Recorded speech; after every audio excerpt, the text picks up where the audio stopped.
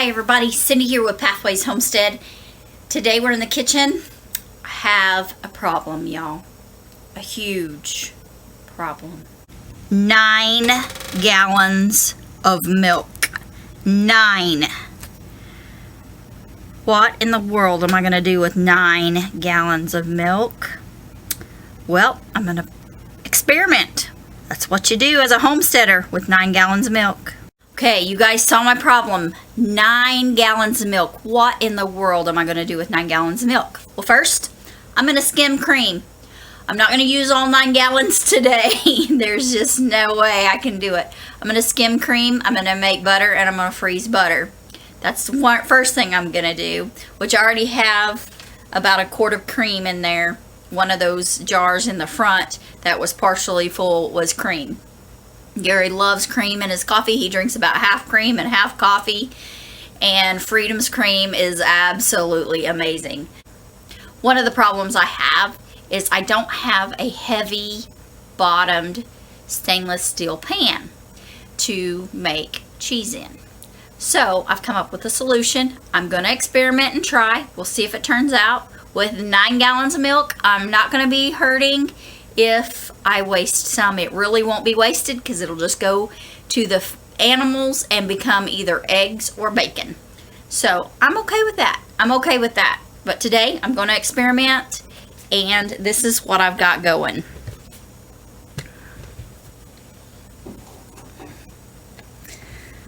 Alright, I have created a double boiler with my canner and one of my stock pots. So we're going to see how this turns out. I have filled the canner up to about here in water and then put my stock pot in. I've put pressure to make sure that it fit, you know, that it wouldn't just fall down in. And I've got the fire going. I'm going to pour in milk that I've skimmed, and we're going to make some mozzarella cheese today. So hide and watch, y'all. We have 2 gallons of milk that we have skimmed the cream off of, and I'm going to pour them into my pan. Pour these 2 gallons of milk into my pan.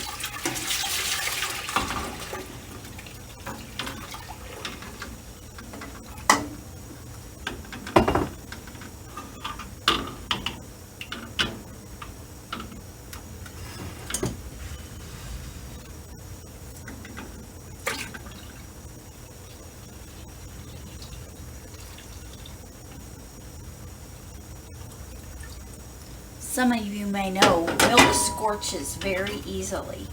So I'm going to do this as a way to try to prevent that scorching. I have half a cup of water and a tablespoon of citric acid. The citric acid, I buy mine at Walmart. You'll find it in the canning aisle. I'm also going to use 2 vegetable rennet tablets and dissolved in a half a cup of distilled water. You want to use distilled water because if you have chlorinated water, you don't want that the chlorine will interact with your cheese making. And if you have well water, some of the minerals may interact. So we're using distilled water, and I get this at the dollar store.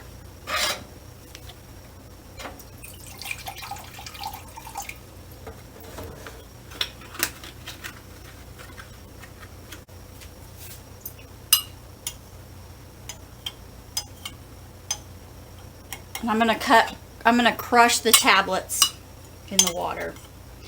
I forgot to crush them before I added the water. That's what I should have done, but it'll be okay. They'll still crush and dissolve.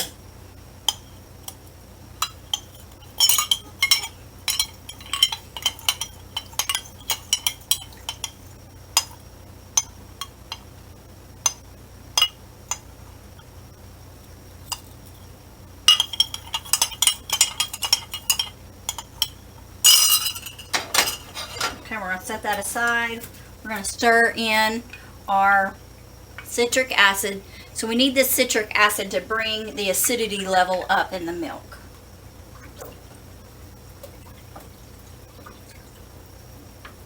I'm just going to stir that in. We're going to bring our milk up to 88 degrees. And don't be surprised if you see some curdling already. It'll be okay. The citric acid may curdle your milk a bit, and that'll be fine. It's not going to hurt anything. Alright, we're going to let that go. Now we're going to, since I'm using the double boiler method, I'm not going to have to stir the milk as often. That's my theory, because it's going to protect that, add that little extra layer of protection. And I'm going to have to get another thermometer. I'll be right back. My milk has come to 100 degrees Fahrenheit, and I have turned off the heat, and I'm going to stir in my rennet. I'm checking to make sure it's dissolved, which it is.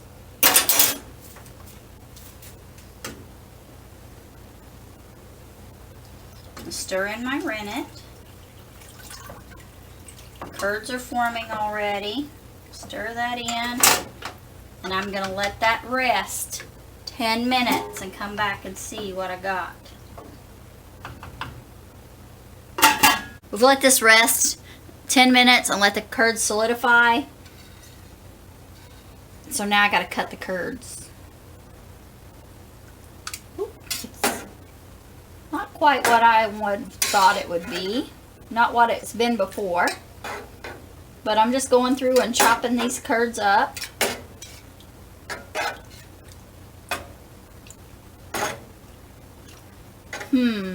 That's okay. It's alright. I'm just going to cut them up.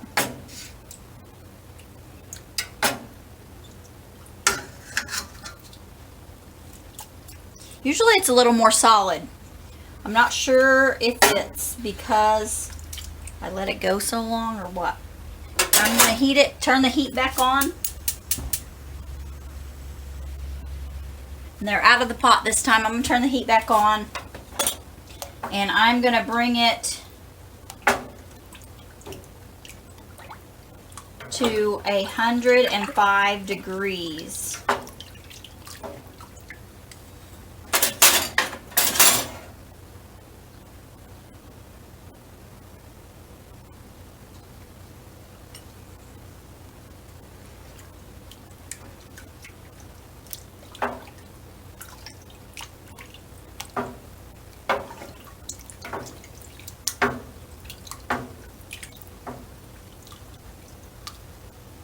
Colander ready, and my cleaned white towel. I just use the bar towels at Walmart that I buy from Walmart, the old-fashioned ones.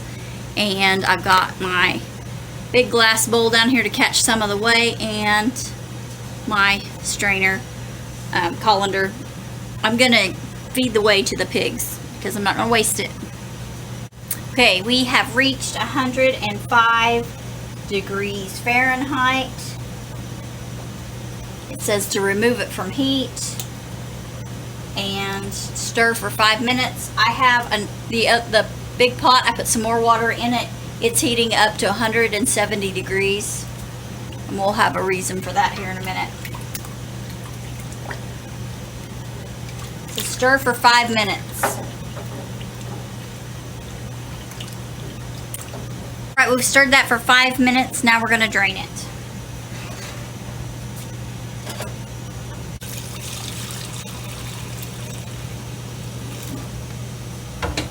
I'm purposely watching so that I can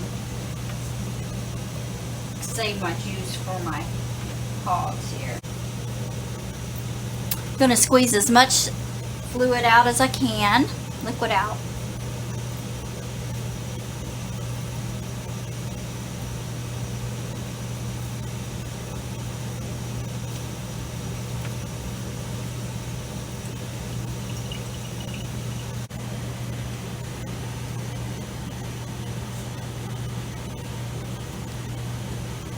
Okay, I'm going to put this back in the hot water for 1 minute.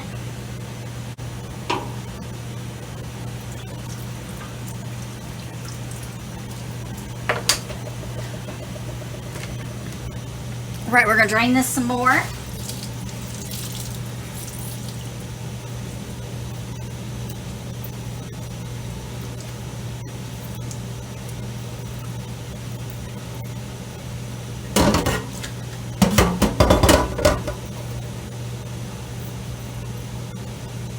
Trying to get as much whey out as possible.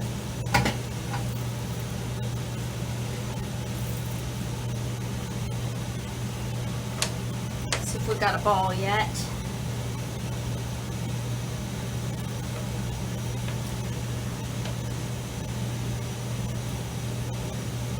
Well, this is sticky.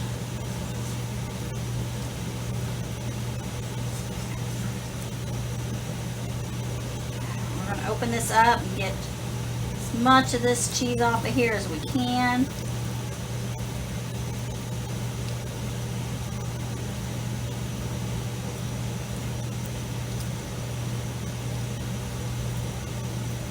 I think I made a mistake. I'm going to salt my cheese. And I'm just using plain white salt.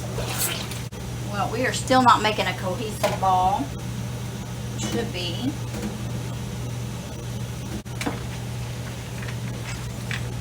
I'm starting to stick together now. Ooh, but it's hot. We're going to go back to our spoon. I'm going to go back to using our spoon to kind of get the liquid out and try to get it. It said it needs to be a sticky, it needs to be one big ball, and that if you stretched it, it wouldn't break, and it's breaking, so we're still not there yet. We're going to add a little more salt. Keep mixing it up.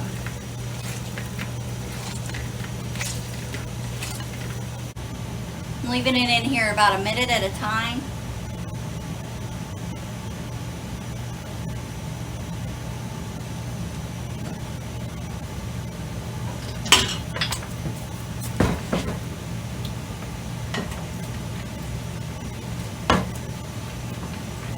It's starting to get a little stringy.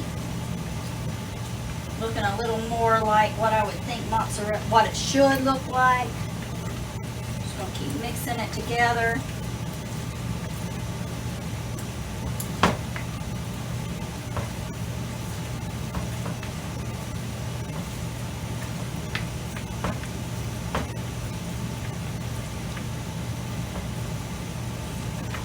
Okay, it's going back in the hot water.